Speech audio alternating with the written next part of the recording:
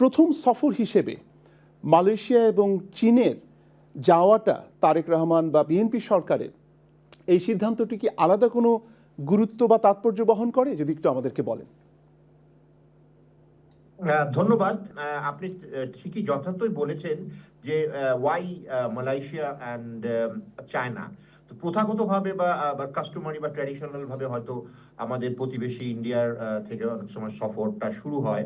তো এবার আমি অবশ্যই এটা বলবো যে এটা একটা মানে একটা স্ট্র্যাটেজিক একটা মিক্সচার, যে এটা একটা অ্যাগ্রেসিভ পুশ একটা ইকোনমিক ডিপ্লোমাসির জন্য, এবং এটা এক ধরনের প্রভাবক বা অনুঘটকের ভূমিকাও পালন করছে, যে সরকার পরিকল্পিতভাবে একটা ফরেন পলিসি রিওরিয়েন্টেশনের দিকে যাচ্ছে।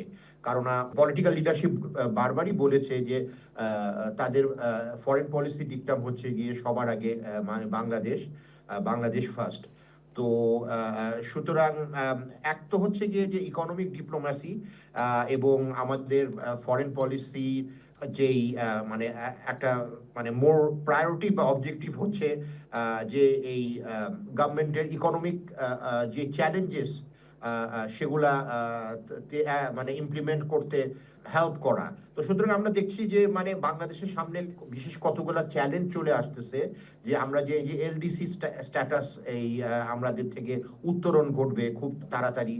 সুতরাং এটা আমাদের এক্সটার্নাল ইন্টারনাল দিক দিয়েও একটা চ্যালেঞ্জেস, মানে যেরকম আমাদের এই যে সাপ্লাই সাইড কিছু কনস্ট্রেন্ট আছে, তারপরে লো প্রোডাক্টিভিটি, টেকনোলজিক্যাল বেসটাকে ইমপ্রুভ করা। তো সুতরাং এই সম্পর্কে সরকার অবশ্যই সজাগ এবং সচেতন, এবং এটাকেই মানে বাংলাদেশের বর্তমান রাজনৈতিক সরকার এটাকে ফোকাস বা থ্রাস্ট করে ইকোনমিক ডিপ্লোম্যাসির এই প্ল্যাটফর্মে এমবার্ক করেছে।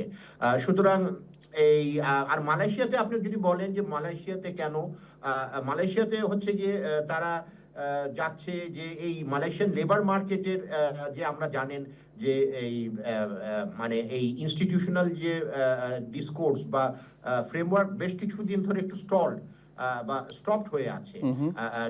সুতরাং এটা একটা পুশ করে এটাকে রিএনার্জাইজ বা চালু করা, এই এক। সেকেন্ডলি হচ্ছে গিয়ে বাংলাদেশি ওয়ার্কার্সদেরকে ওয়েলফেয়ারটা ইমপ্রুভ করা, এবং আরেকটা হচ্ছে যে মালয়েশিয়ার সাথে আমাদের বেশ কিছু ব্যবসাও আছে।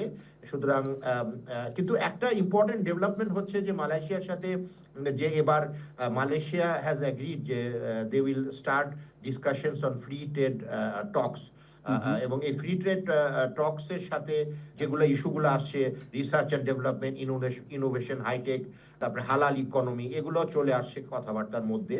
তারপরে এরপরেই ব্যাক টু ব্যাক আসছে চায়নাতে, আমাদের প্রাইম মিনিস্টার ডেলিগেশন নিয়ে চায়নাতে যাচ্ছে, এবং আপনারা লক্ষ্য করবেন যে চায়নাতে উনি গেছে ফার্স্টে উনি শুরু করছে ওয়ার্ল্ড ইকোনমিক ফোরাম, এবং এটা একটা ইতালিয়ান ডাভোসের মানে একটা মিনি আর কি ইকোনমিক ভার্সন।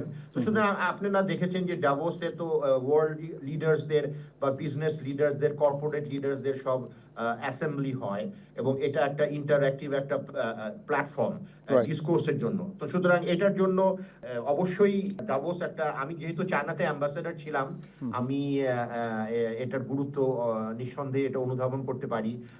ওনাদের আরেকটা আছে বভ ফোরাম। তো এখানেও বিশ্বের অনেক, বিশেষ করে এশিয়ান লিডার্সদের সমাগম ঘটে।